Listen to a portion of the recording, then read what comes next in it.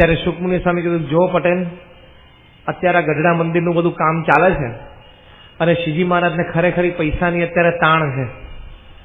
તે કોઈ સારા હરિભક્ત સેવા કરનારા મળી જાય તો બહુ સારું.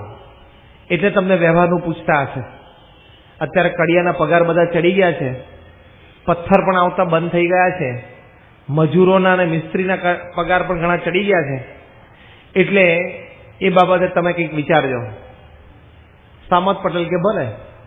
આટલી વાત કરતા કરતા સુખમુનિ સ્વામી અને સામત પટેલ છૂટા પડે. સુખમુનિ સ્વામી ત્યાં મંદિર નિરીક્ષણમાં મહારાજ પધારેલા તેમની સાથે જોડાયા અને સામત પટેલ સીધા ઘરે ગયા.